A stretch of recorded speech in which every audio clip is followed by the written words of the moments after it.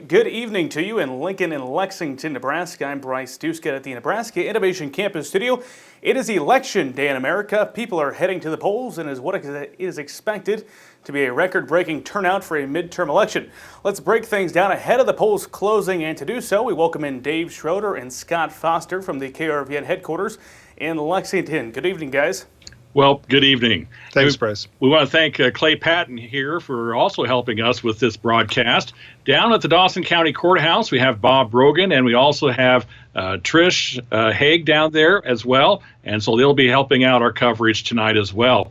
A lot of interesting races tonight. It's a lot of state offices that are being held, and then also a lot of local races. And I suppose at the top of the list of the offices is the U.S. Senate race, Scott. Yeah, probably. You know, this one, I don't know if it ever got as close as a lot of people thought was going to. We don't know, obviously, what the results are going to be, but Fisher is stuck to what she has said all along. They only debated once. We'll see if Jane Raybould from Lincoln, if the 1st District can maybe make things close for her, but it'll be interesting to watch.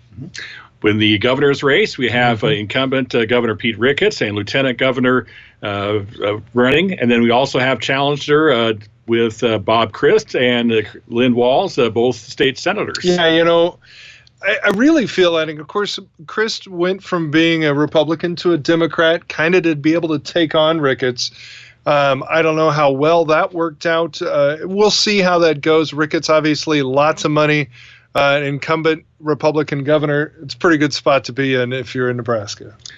Both these races, the Republican registrations across the state just seems to overwhelm Democrats. You know, it wasn't that long ago, Dave, that Nebraska was a populist Democratic state. We go back to the 80s. We had a Democratic governor and 2 Democratic senators. How quickly things have changed over that. It's very difficult for a Democrat right now to get a major office. You have to go back to Ben Nelson and Bob Kerrey to see that happen. So this is certainly a powerful place for all 3 congressional seats, Senate and governor for Nebraska.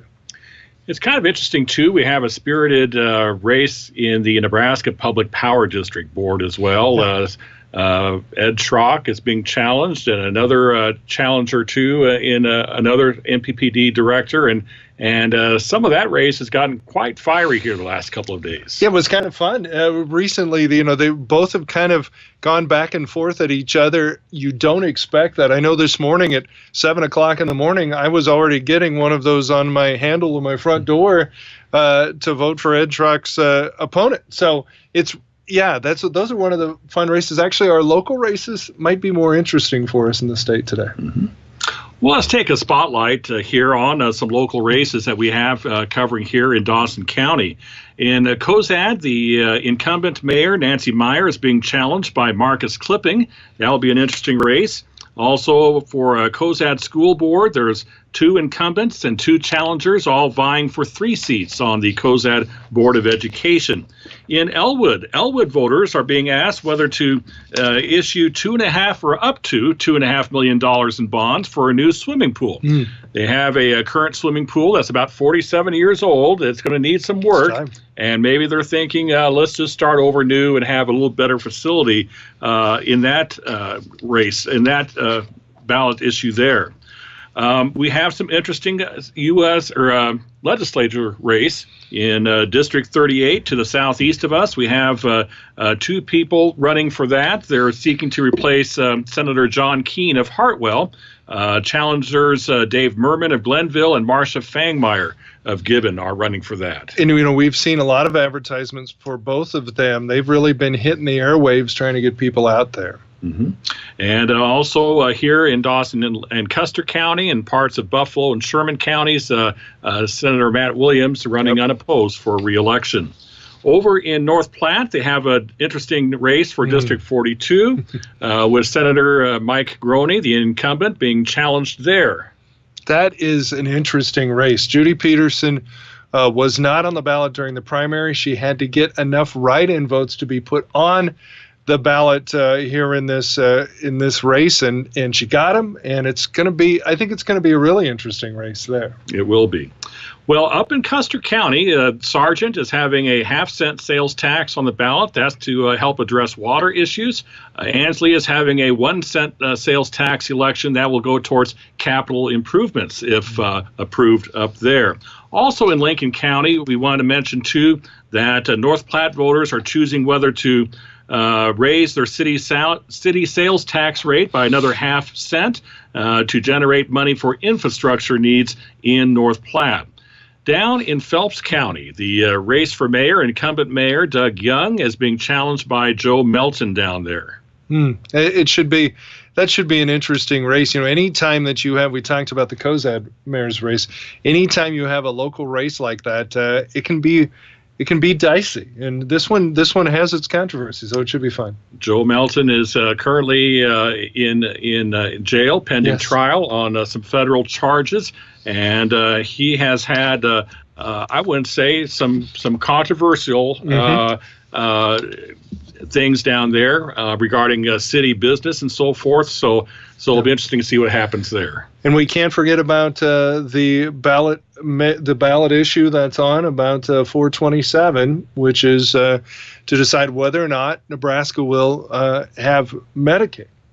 That's whether to expand Medicaid coverage to an additional 90,000, according to the supporters of it. Opponents say, well, who's going to pay for it? Right. You might get some federal subsidies for a while, but there's a significant amount that the state will have to come up with there to fund that. So a lot of interesting ones coming up. Well, a lot of money's been spent on that one. Both sides have spent a lot of money. Nebraska is one of 9 states that has that on the ballot this time around. So that should be a really interesting one. I don't know how that's going to go exactly. We'll see. Right.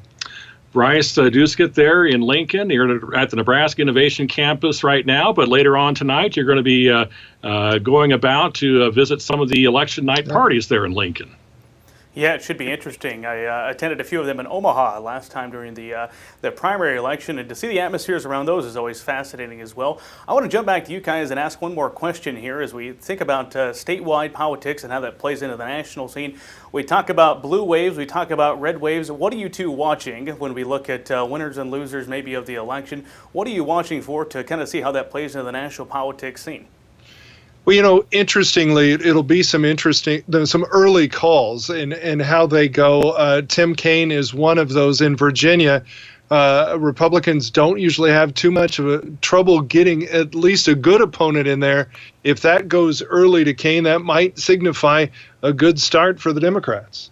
Incumbent Bernie Sanders of Vermont just won re-election in his race, too. So there's going to be a real interesting whether the Democrats gain control of some part of Congress, or at least one house of Congress, and how that will impact President Trump's aspirations here down the road. And of course, Dave, historically, midterms are not good to the president's party. And we've heard President Trump talk about that a little bit, maybe lowering expectations, but you don't have to look very far back to the 2014 elections and prior to that those midterms can really cause problems. And I think that's what the interest is right now in this race, because it's a very divided country. And so to see the numbers of people that are voting in the midterms and the lines really shows a great deal of interest. So I guess we'll keep an eye on that. I guess my question to you, Bryce, and maybe to Dave, is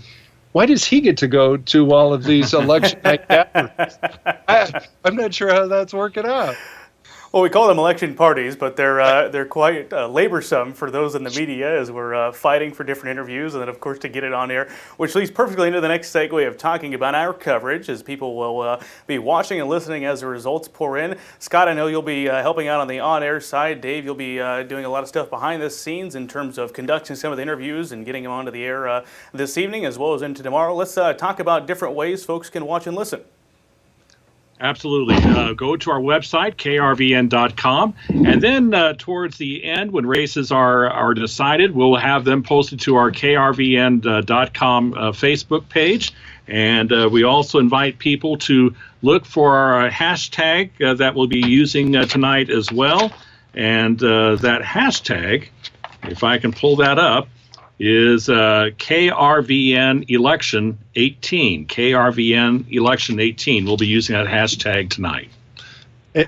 And on 880, we'll keep you, well, both 880 and the River will keep you updated with some reports from Bob Brogan from the courthouse, and we'll get you caught up on the statewide races also. Very good. Well, let's get to it, guys. There's a lot to cover tonight, so we'll have team coverage, as you mentioned, Dave, at the beginning of this, across the state this evening. You can, of course, count on KRVN to bring you the latest, again, on air, online, and on KRVN.com. Dave, Scott, thanks a lot for the time tonight. Thank you very much. Thank you, Bryce. For KRVN and the Nebraska Rural Radio Association, I'm Bryce Duskett.